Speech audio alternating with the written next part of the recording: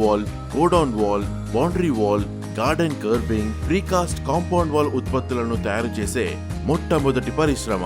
మంచి నాణ్యత గల ముడి పదార్థం అద్భుతమైన ఉత్పత్తి నాణ్యతను నిర్ధారిస్తుంది. కాబట్టి మేము దానిపై రాజీపడము. మా వద్దకు తెచ్చే ఇసుక నాణ్యతగా లేకున్నా దాన్ని అంగీకరించము.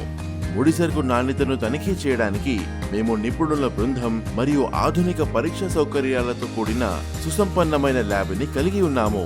మేము వాస్తవానికి ఇక్కడ ప్రీకాస్ట్ ని కాదు, ప్రీ స్ట్రెస్ ని తయారు చేస్తాము. దీనికోసం మేము హై టెన్సైల్ వైర్ అంటే HT వైర్ ని ఉపయోగిస్తాము. దీని యొక్క ఒత్తిడిని భరించే సామర్థ్యం మార్కెట్లో ప్రబలంగా ఉన్న HB వైర్ కంటే ఎక్కువగా ఉంటుంది. ఈ విధంగా మేము మా ఉత్పత్తిని మాత్రమే కాకుండా నమ్మకాన్ని కూడా బలోపేతం చేస్తాము. తిరుపతి ప్రీ స్ట్రెస్ సాధారణ ఇటుక మోటార్ గోడ కంటే మెరుగైన ఎంపిక. దీని బలం సాధారణ గోడ కంటే ఎక్కువ. దీని నిర్మాణానికి చాలా తక్కువ సమయం మరియు డబ్బు పడుతుంది. దీని సరిహద్దు గోడ కూడా మన్నికైనది. నిర్మాణ నాణ్యతను నిర్ధారించడంతో పాటు సమాజం పట్ల మా విధులను కూడా నిర్వహిస్తున్నాము. మా పరిశ్రమలో పనిచేసే కార్మికులు తెలంగాణకు చెందినవారు. వారిలో ఎక్కువ మంది పరిసర గ్రామాల నివాసితులు. మేము వ్యాపారం చేసే చోట ప్రయోజనం చేకూర్చాలని లక్ష్యంగా పెట్టుకున్నాము. ప్రీకాస్టుల తయారీ నుండి రవాణా మరియు సంస్థాపన వరకు మేము వందలాది మందికి ఉపాధి కల్పించాము. తిరుపతి ప్రీకాస్ట్, ట్రస్ట్, లెగసీ ఎప్పటికీ.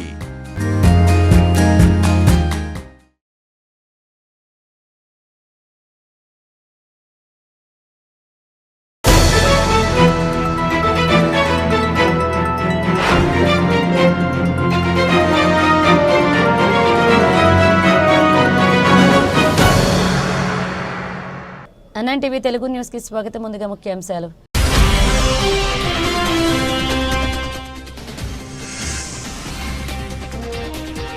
కృష్ణా జిల్లా అవనిగడ్డ నియోజకవర్గ కోడూరు మండలంలో శివరామకృష్ణ క్షేత్రానికి ₹1,00,000 విరాళం.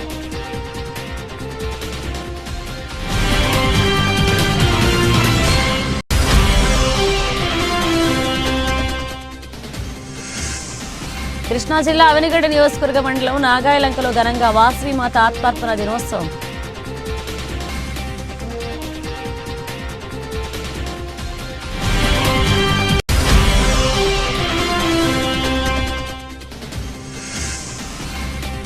రాత్రి వేళల్లో అక్రమ ఇసుక తరలిస్తున్న టిప్పర్లను అడ్డుకున్న ప్రజలు. 4 టిప్పర్లను సీజ్ చేసిన పోలీసులు.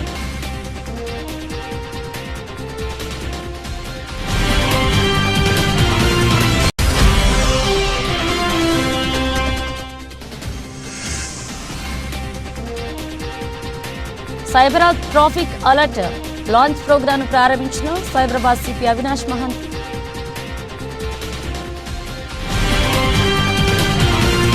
ఖమ్మం ఎస్సీ వర్గీకరణ అమలుపై కాంగ్రెస్ పార్టీ ద్వంద్వ వైఖరి అవలంబిస్తుందని బీఆర్ఎస్ మాజీ ఎమ్మెల్యే సండ్ర వెంకటవీరయ్య ఆరోపించారు. ఖమ్మం బీఆర్ఎస్ కార్యాలయంలో ఏర్పాటు చేసిన విలేకరుల సమావేశంలో సండ్ర వెంకటవీరయ్య మాట్లాడుతూ ఎస్సీ వర్గీకరణలో కాంగ్రెస్ తీరును తీవ్రంగా దుయ్యబడ్డారు. సుప్రీంకోర్టు ఇచ్చిన తీర్పును అమలు చేసేందుకు సీఎం రేవంత్ రెడ్డి సుముఖంగా లేరు అని విమర్శించారు. కాంగ్రెస్ ఎమ్మెల్యే వివేక్ వర్గీకరణ వ్యతిరేకిస్తూ బహిరంగ సభ సన్నద్ధమవడం కేవలం మంత్రి పదవి కోసమేనని ఆరోపించారు.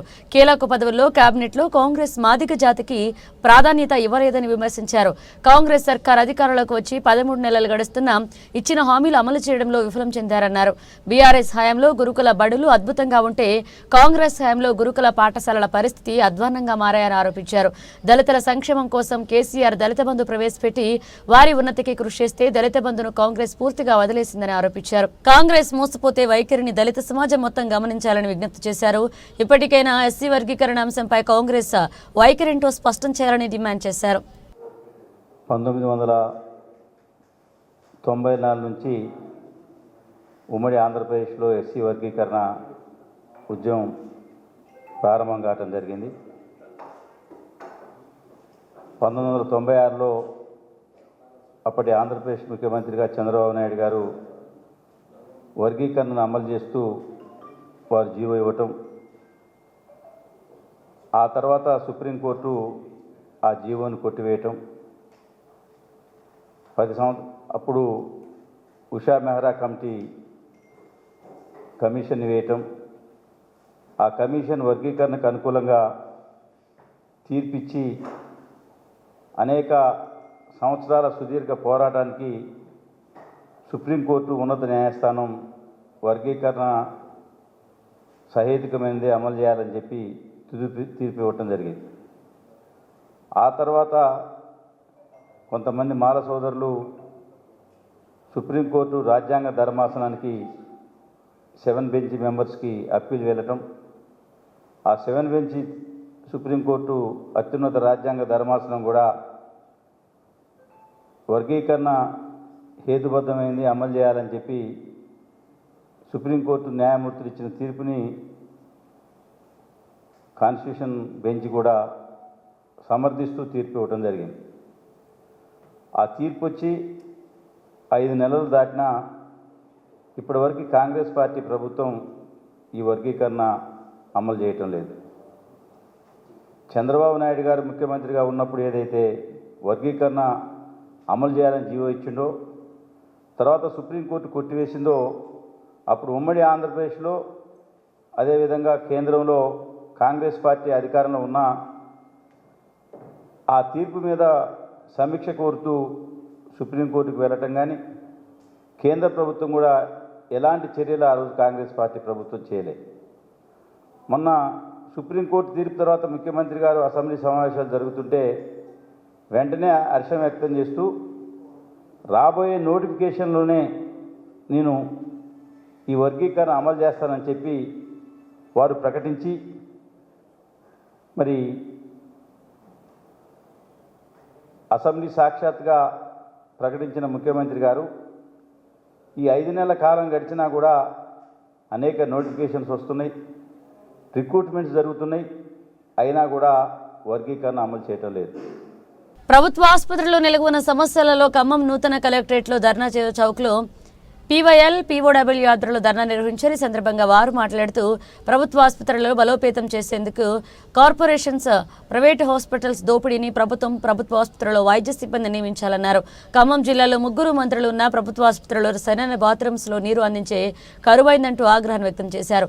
పేద మధ్యతరగతి ప్రజలు ప్రభుత్వ ఆసుపత్రికి వచ్చినా వైద్య సిబ్బంది లేక, సరైన మందులు లేక ప్రైవేట్ ఆసుపత్రుల చుట్టూ తిరుగుతూ వేల రూపాయలు పెడుతూ ఆవేదన చెందుతున్నారు. ప్రభుత్వం తక్షణమే స్పందించి ప్రభుత్వ హాస్పిటల్స్ నెలకొన్న సమస్యలను వెంటనే పరిష్కరించాలని, లేని పక్షంలో PYW, POW ఆధ్వర్యంలో ఉద్యమాలు ఉధృతం చేస్తామని హెచ్చరించారు. అనంతరం PYL, POW నాయకులు ర్యాలీగా వెళ్లి ప్రభుత్వ జిల్లా వైద్యాధికారికి ప్రభుత్వ ఆసుపత్రుల్లో నెలకొన్న సమస్యలు పరిష్కరించాలని వినతి పత్రాన్ని అందజేశారు. ప్రభుత్వ హాస్పిటల్స్ ను, ప్రైవేట్ హాస్పిటల్స్ ను సర్వే చేయడం జరిగింది. ముఖ్యంగా ప్రభుత్వ హాస్పిటల్స్ లో సరిపడా డాక్టర్స్ లేక, సరిపడా సిబ్బంది లేక, అలానే హాస్పిటల్లో సరిపడా బెడ్స్ లేక, కనీస వసతులు లేక అనేక మంది పేదలు ఇబ్బంది పడుతున్న పరిస్థితి ఉంది. ఒకప్పటికి ఇప్పటికి హాస్పిటల్ మారిన మాట వాస్తవే, కానీ ఇప్పుడున్న పరిస్థితులకు అనుకూలంగా ప్రభుత్వ హాస్పిటల్ను అభివృద్ధి చేయడంలో ఈ రాష్ట్ర ప్రభుత్వాలు పూర్తిగా విఫలమైనాయి. మన ఖమ్మం జిల్లాలో 3 మంత్రులు ఉన్నా కానీ ఖమ్మం జిల్లా కేంద్రంలో ఉన్న ప్రభుత్వ ప్రధాన హాస్పిటల్లో కనీస సౌకర్యాలు లేక, కనీసమైన డాక్టర్స్, ఇతర పోస్టులు లేక అనేక మంది పేదలు ఇబ్బంది పడుతున్న పరిస్థితి ఉంది. దీన్ని దృష్టిలో పెట్టుకొని 3 మంత్రులైనా స్పందించి ఖమ్మం జిల్లా society for Cyberabad security council మరియు సైబరాబాద్ ట్రాఫిక్ పోలీసులు సంయుక్త traffic alert app @Cyberabad traffic pulse యాప్ను రూపొందించాం. సిపి అవినాష్ మహంతి మాట్లాడుతూ ట్రాఫిక్లో ఇబ్బందులు ఎదుర్కొన్నప్పుడు సమస్య అనేది సరిగా మనకు తెలియకపోవచ్చు. సైబరాబాద్ పరిధిలో అవగాహన కోసం ఇన్స్టాగ్రామ్, ట్విట్టర్, ఫేస్బుక్ తదితర సోషల్ మీడియాలో సమాచారం అందిస్తున్నాం. ఏ రూట్లో వెళుతున్నారు, అక్కడ ఉన్న సమస్య ఏంటి అనేది క్లియర్గా చెప్పేది సైబరాబాద్ ట్రాఫిక్ పల్స్ యాప్ ఉద్దేశం. సైబరాబాద్ ట్రాఫిక్లో సమస్యలు ఏర్పడినప్పుడు పోలీసులకు సమాచారం రాగానే వెంటనే అటుగా ప్రయాణించే ప్రయాణికులకు వెంటనే మొబైల్ ద్వారా మెసేజ్ అందించే అవకాశం ఉంటుంది. ఈజీగా ప్రయాణం చేయొచ్చు, సమస్య త్వరగా తెలుసుకోవచ్చు. కంటిన్యూస్ గా ఎక్కడ మనకి ఏది whatever we're feeling we can improve, అది మేము దాని మీద వర్క్ చేస్తున్నాం. మీకు తెలుసు, this is one of the fastest growing areas in the country and maybe even internationally. So ఇలాంటి and specially this western part of the city, ఈ growth అసలు అన్పారలల్డ్ గ్రోత్ ఉంది ఇక్కడ. సో ఇలాంటి గ్రోత్ లో one of the by products is traffic. So ఆ traffic ను we must all plan, mitigate, దాంట్లో ఏమైనా ఇష్యూస్ వస్తే దానికి సాల్వ్ చేయడం, ఇంకా ఎలాగ ఇంప్రూవ్ చేయాలి, we're continuously working on that. మేమే కాదు మాతో పాటు సిస్టర్ ఏజెన్సీస్ జిహెచ్ఎంసీ ఉండొచ్చు, హెచ్ఎండిఏ ఉండొచ్చు, ట్రాన్స్పోర్ట్ డిపార్ట్మెంట్ ఉండొచ్చు, అందరితో we're working to make sure that people have a faster commute and a safer commute. So I just want I'll request the media, ఇది అంతా మీరు పాపులరైజ్ చేస్తే ఇంకా మంచి. Through SCSC we will be telling all the member companies. So Rajesh garu and నెట్ garu, team Tanla headed by Sriram గారు పూర్తిగా, మీ అందరికీ I first thank you for being here.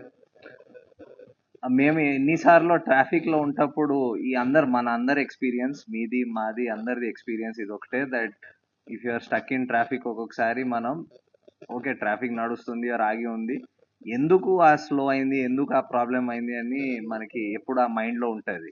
అది ఎందుకు ఉంటుంది అంటే ఆ ప్రాబ్లంలో ఇరుక్కున్నాం, కానీ ఆ ప్రాబ్లం ఎవరైనా సాల్వ్ చేస్తున్నారా లేదు, ఎవరికి దాని గురించి తెలుసా లేదు, దట్ ఈస్ ఆ థాట్ మన మైండ్లో ఎప్పుడు రన్ అవుతూ ఉంటుంది. సో అది క్లియర్ చేయడానికి వాట్ వీ ఫస్ట్ థాట్, మనకి సైబరాబాద్ ట్రాఫిక్ పోలీస్ది social media handles X and ఫేస్బుక్లో అండ్ ఇన్స్టాలో కూడా చాలా ఫాలోవర్స్ ఉన్నారు. రఫ్లీ ఈచ్ హ్యాండిల్లో ఒక 2.3 lakh ఫాలోవర్స్ ఉన్నారు. సో ఫస్ట్ మనం దాంట్లో అలర్ట్స్ ఇవ్వడం స్టార్ట్ చేసాం. So by way of notification ఏదైనా మెసేజ్, ఇక్కడ బండి ఆగి ఉంది, ఇక్కడ బ్రేక్ డౌన్ అయింది, ఇక్కడ చెట్టు పడిపోయింది, ఇక్కడ ఏదో వర్క్ నడుస్తుంది, ఆ టైప్ ఏదో అలర్ట్స్ ఇవ్వడం స్టార్ట్ చేసాం.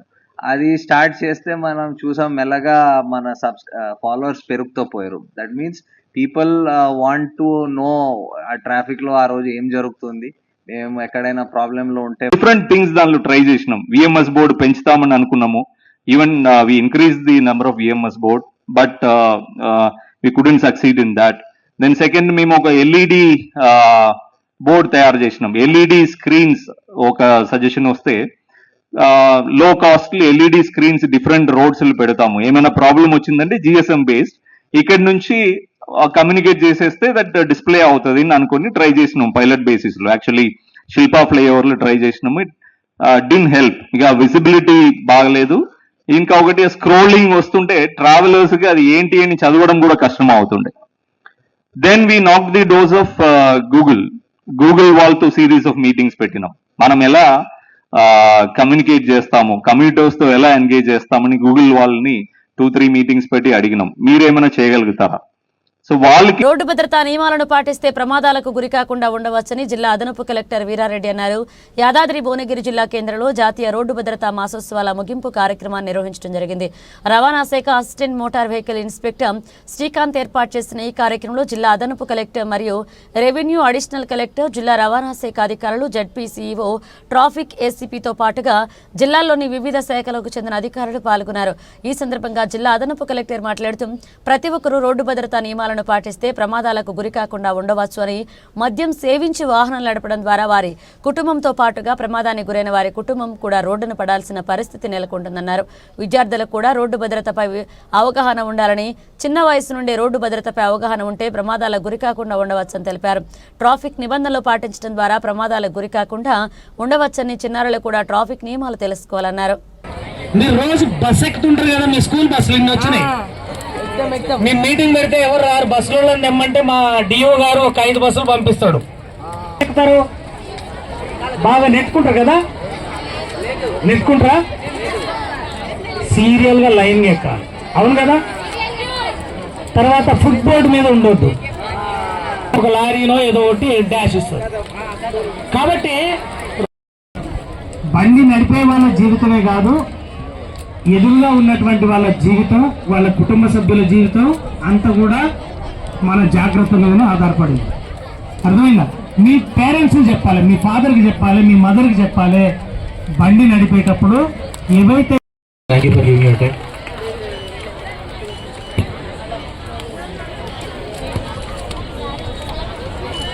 మీకు అందరికి జీబ్రా క్రాసింగ్ తెలుసా? తెలీదా? జీబ్రా అంటే ఎత్తుకుంటది కదా, అదా దాన్ని దాటమా? మరేంటి? Very good, lines. మనం ఎక్కడైతే జీబ్రా క్రాసింగ్ ఉందో అక్కడ మాత్రమే మనం రోడ్డును దాటడానికి ప్రయత్నం చేయాలి. అప్పుడు ఎదుటి వాహనం ఉన్న వాళ్ళకి కూడా ఏంటది, జీబ్రా క్రాసింగ్ ఉన్న దగ్గర ఆగి ఎవరన్నా నడుస్తున్నారా ఇక్కడ అని చూసుకొని వాళ్ళు దాటాలి. అర్థమైందా? మరి రెడ్ లైట్ ఇటు బాగా తెలుస్తుంది, ఇటు ఎవరికి తెలియట్లేదు ఏంటి. Green light, orange, get ready, get ready, very good. ఇప్పుడు ఒక్కోసారి చున్నీలు, ఆడపిల్ల అయితే చున్నీలు జడలు కూడా పడుతుంటే అవి కూడా మనం జాగ్రత్తగా ఉండాల్సి వస్తుంది, ఎందుకంటే పడిపోయే ప్రమాదం ఉంది. అది ఒకటి గుర్తుపెట్టుకోండి. సార్ చెప్పింది కూడా సీట్ బెల్ట్ ఒకటి, హెల్మెట్ ఒకటి, వెనక కూర్చున్న వాళ్ళు కూడా హెల్మెట్ పెట్టుకోవాలి. నిన్న మా అటెండర్ వాళ్ళ రిలేటివ్స్ బస్ ఎక్కుతూ వెనక్కి పడిపోయాడు. డైరెక్ట్ హాస్పిటల్ అడ్మిట్ చేసి స్పాట్ డెడ్. ఆయన బస్ ఎక్కుతూ పడిపోయాడు, వెనక్కి రోడ్డు మీద పడ్డాడు. నిన్న లీవ్ అడిగాడు. ఎందుకు అడిగామంటే మా పెద్దనాన్న ఇట్లా బస్ ఎక్కుతూ వెనక్కి పడ్డాడు అన్నాడు. సో ఎక్కేటప్పుడు సడన్ గా ఎవరో వస్తారు, అయితే ఏం చేయాలి? ఏదైనా రోడ్డు మీద ఉందనుకోండి, సడన్ గా ఎదురు బండి వచ్చింది, ఏం చేస్తారు అప్పుడు? పక్కకి దొరికే అవకాశం ఉంటే తొలగాలి. లేకపోతే నువ్వు ఎటు పోతావో ఆయనకు అర్థం కావాలి. నువ్వు లెఫ్ట్ పోతావో రైట్ పోతావో ఎదుటి వాళ్ళకి అర్థం కావాలి కదా. అటు ఇటు కాకుండా ఇట్లా ఊగిరు అనుకోండి, ఏం చేస్తాడు ఆయన? వచ్చి చక్కగా వచ్చి గుద్దుతాడు. కాబట్టి చాలా మంది చిన్న పిల్లలకి యాక్సిడెంట్లు అయితే ఎందుకైతే అంటే పిల్లలకు అర్థం కాదనమాట. హారం కొట్టగానే మైండ్ కన్ఫ్యూజ్ అవుతుంది, ఎటు పోవాలని అర్థం కాక అటు ఇటు ఉరుకుతాడు, ఎదురుకు వచ్చి ఆయన డాష్ ఇస్తాడు. సో మీరు ప్రతిరోజు కూడా ప్రతినిత్యం యాక్సిడెంట్ అంటే ఏదో మనం రోడ్డు మీద పోయేటప్పుడు లేకపోతే మనం కార్లను మనం బండి మీద ఉన్నప్పుడే కాదు, మనం బయట నడుస్తున్నప్పుడు కూడా మనం పాటించాలి. డాక్టర్ బిఆర్ అంబేద్కర్ కోనసీమ జిల్లా ముమ్మిడివరం నియోజకవర్గం ఐపోలవరం మండలం ఎదురులంక ఏటిగట్టుపై ఇసుక అక్రమ రవాణా రహదారిపై మంటలు వేసి నిరసన తెలిపారు. ఎదురులంక రామాలయంపేట గ్రామస్తులు 100కు కాల్ చేశారు. స్థానికులు, పోలీస్, రెవెన్యూ అధికారులు రావాలని డిమాండ్ చేశారు. ఇక రాత్రి వేళల్లో టిప్పర్ల మోతతో బీటలు వారుతున్న ఇల్లు, ధ్వంసమవుతున్న ఏటిగట్టు, ఇసుక మాఫియా వెనుక అధికార పార్టీ నాయకుల హస్తం ఉందని ఆరోపిస్తున్నారు ప్రజలు. ఎట్టకేలకు ఇసుకతో వెళుతున్న లారీలను తీసుకువెళ్లి సీజ్ చేశారు ఐపోలవరం ఎస్ఐ మల్లికార్జున్ రెడ్డి. న్యాయం చెయ్యలేదు ఉన్నమాట ఒప్పుతున్నాను. మీరు చేయగలరా? నేను చేతనన్నా గుండు మీద చెయ్యి. అలాగైతేనే లారీలు తిరగలేదు. సంటి పిల్లలతో కొట్టుకోవాలి కదా, సంటి పిల్లలతో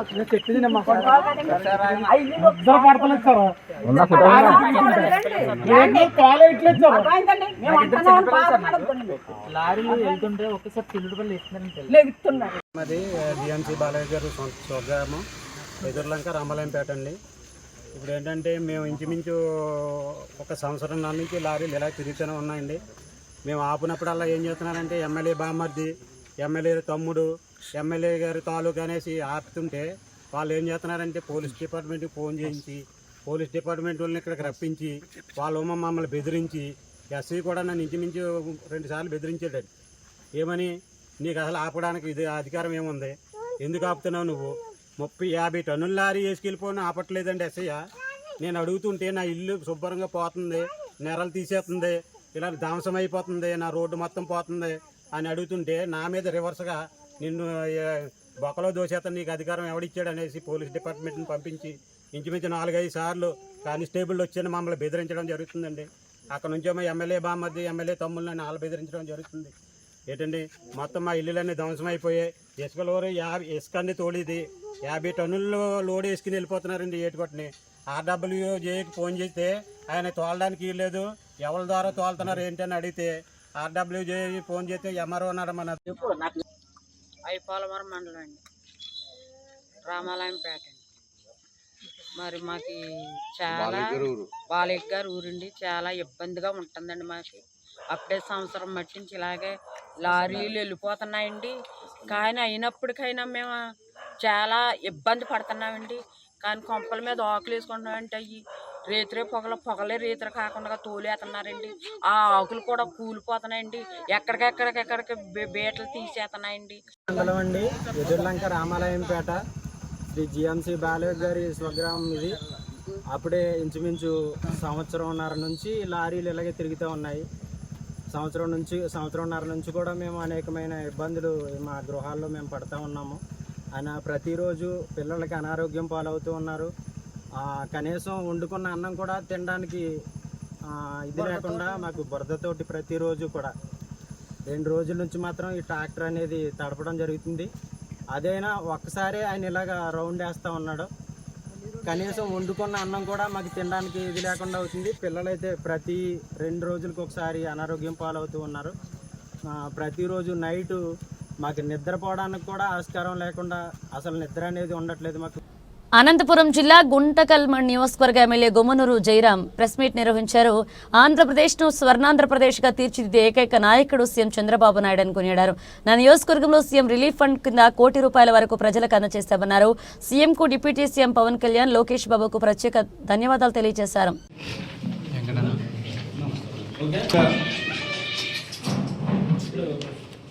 మీడియా సోదరులందరికీ కూడా నా ధన్యవాదాలు. ఈరోజు మరి మీడియా ముందుకు రావడం, తల్లికి పిల్లికి ఎంత సంబంధాలు ఉన్నావో రాజకీయానికి మీడియాకి కూడా అదే సంబంధం ఉందని చెప్పి ఈరోజు నేను మరొకసారి మీ ముందుకు రావడం జరిగింది. ఈరోజు రాష్ట్ర పరిస్థితి చూస్తుంటే గత వైఎస్ఆర్ కాంగ్రెస్ పార్టీ ఉన్నప్పుడు, వారి అధికారంలో ఉన్నప్పుడు 2019 నుంచి 24 వరకు కూడా వారి పరిపాలన ఎలా ఉండేది అనేది కూడా ఆంధ్ర రాష్ట్ర ప్రజలందరూ కూడా తెలుసు. దాదాపుగా 5 సంవత్సరాలు 10 లక్షల కోట్లు వాళ్ళు అప్పు చేసి రాష్ట్రాన్ని అప్పుల పాలు చేసి సంవత్సరానికి 70,000 కోట్లు అసలు వడ్డీ చెల్లింపే దిశగా ఈరోజు ఈ ప్రభుత్వం పైన పడి అంత అన్యాయంగా పరిపాలన చేసి ఆ రోజు ఆ పరిపాలన అలాంటిది. ఈరోజు ఈ ఆంధ్ర రాష్ట్ర ప్రజలందరినీ కాపాడుకునేదానికి కూడా మన ముఖ్యమంత్రి నారా చంద్రబాబు నాయుడు పెద్ద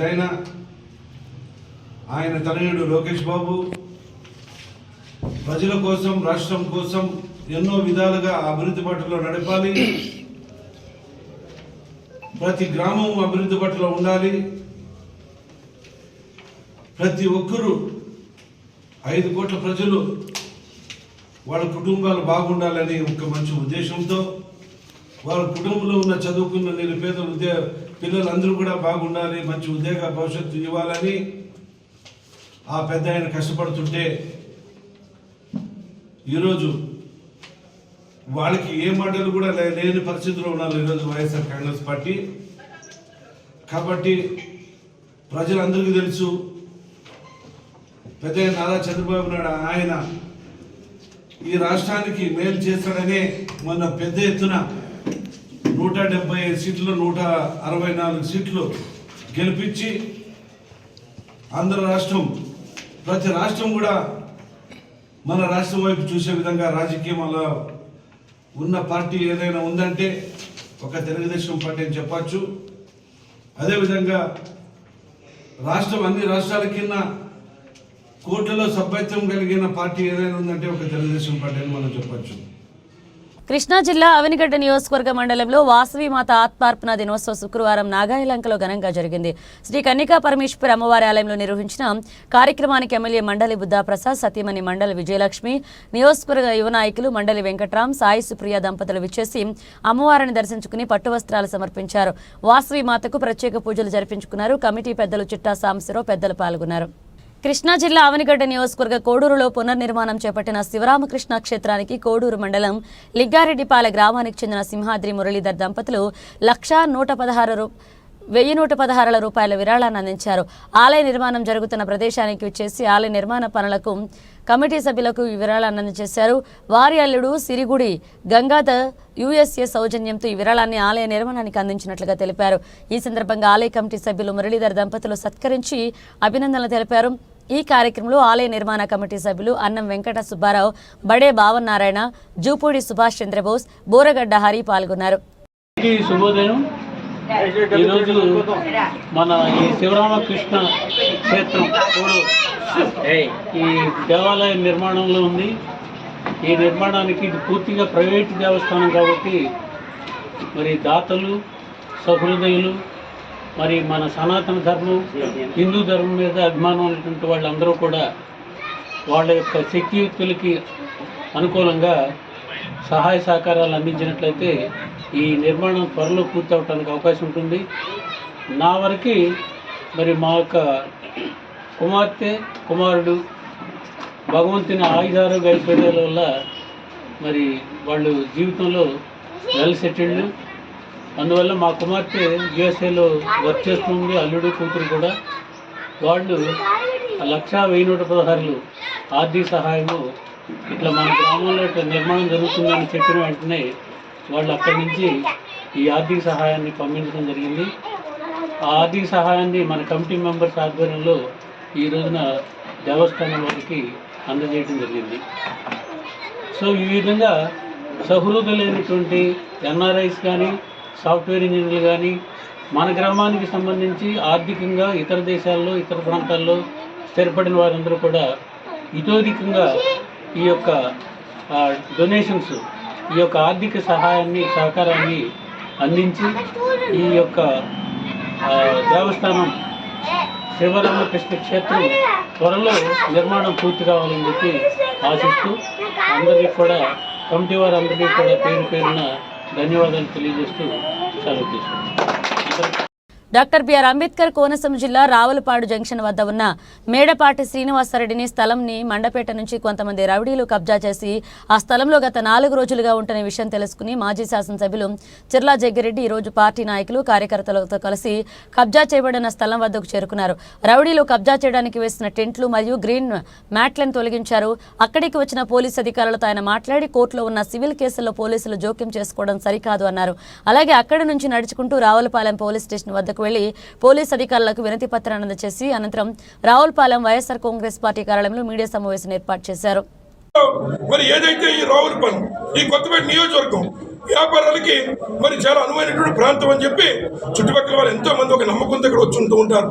అటువంటి తరుణంలో పోలీస్ డిపార్ట్మెంట్ వారు, ఎవరైతే డిపార్ట్మెంట్ మంచివారు అందరిని అనట్లేదు, కానీ కొంతమంది ఏదైతే మరి కూటమి నాయకులు, కొంతమంది కబ్జాదారులు చెప్పిన మాటలు విని మండపేటలో ఉన్నటువంటి వారిని తీసుకొచ్చి, కొంతమంది రౌడీ మూకులను తీసుకొచ్చి ఒక అటెంప్ట్ మర్డర్ కేసులో మరి శిక్ష పడే నిందితుడిగా ఉన్నటువంటి వారిని ఈ రోజున ఒక కబ్జా ఒక భూముల వివాదంలో పెట్టి దానికి బయట గస్తీ కాల్చే విధంగా మరి పోలీస్ డిపార్ట్మెంట్ యొక్క విధానాన్ని, వారి యొక్క గౌరవాన్ని మరి కొంతమంది అధికారులు ఇక్కడ పాడు చేసే కార్యక్రమం చేస్తూ ఉన్నారు.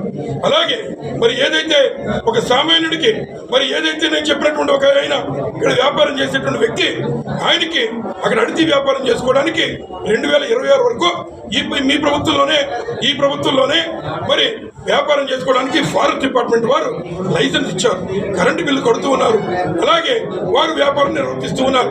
అటువంటి తరుణంలో మరి ఈ కోనసీమ ప్రాంతంలో కులాల మతాలు గొడవలు జరిగేటువంటి అవకాశాలు ఈ ప్రాంతంలో మండపేట నుంచి కొంతమంది రౌడీ మూకలు తీసుకొచ్చి వారికి అక్కడ అసాంఘిక కార్యక్రమాలు 4 రోజుల నుంచి చేస్తూ ఉంటే మరి పోలీసు డిపార్ట్మెంట్ వారు మరి వారికి సపరీలు చేయడం ఎంతవరకు సఫర్ మేము అడుగుతున్నాం. వాస్తవంగా మీ అందరూ ఖైదీ సినిమా చూస్తుంటారు, లేదా ఏదైతే ఎవరైనా మారణాయుధాలు ఎక్కడైనా తిరుగుతుంటే, అనుమానాస్పదంగా తిరుగుతుంటే పోలీస్ డిపార్ట్మెంట్ వారిని పట్టుకొచ్చి, నువ్వు ఇక్కడ సమాజానికి ఏమైనా ఇబ్బంది పెడతావా, నువ్వు ఈ యొక్క కత్తులు గట్ట ఎందుకు తెస్తున్నావు అని చెప్పి విచారణ చేస్తూ ఉంటారు. అటువంటిది మరి సుమారు 6 రోజుల నుంచి బయట మండపేట నుంచో ఇంకో ప్రాంతం నుంచో అక్కడున్న ఒక సామాజిక వర్గం వారిని తీసుకొచ్చి ఇక్కడ పెట్టి మరి ఇక్కడ ఈ రకమైన గొడవలు సృష్టించే విధంగా, మరి కంచె చేయడం వేసే విధంగా మరి పోలీస్ డిపార్ట్మెంటే మరి ఆ రకంగా చేయడం ఎంతవరకు సభను మేము అడుగుతున్నాం.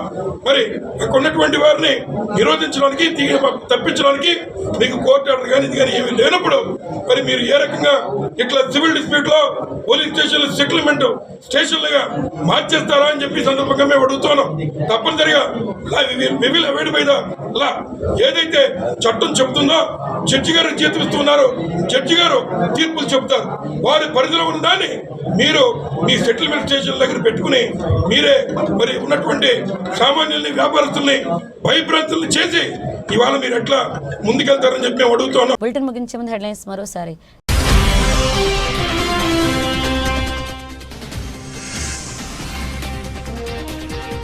కృష్ణా జిల్లా అవనిగడ్డ నియోజకవర్గ కోడూరు మండలంలో శివరామకృష్ణ క్షేత్రానికి ₹1,00,000 విరాళం.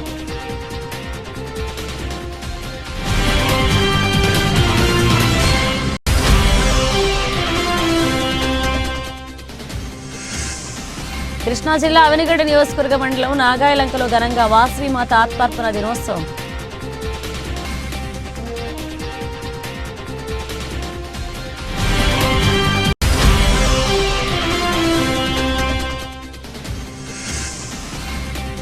రాత్రి వేళల్లో అక్రమ ఇసుక తరలిస్తున్న టిప్పర్లను అడ్డుకున్న ప్రజలు. 4 టిప్పర్లను సీజ్ చేసిన పోలీసులు.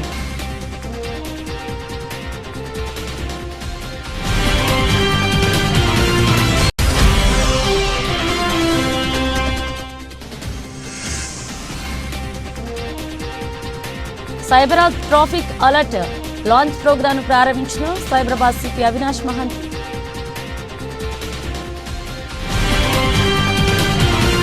ఇవి బులెటిన్ అప్డేట్స్. మరణ అప్డేట్స్తో మళ్ళీ కలుద్దాం.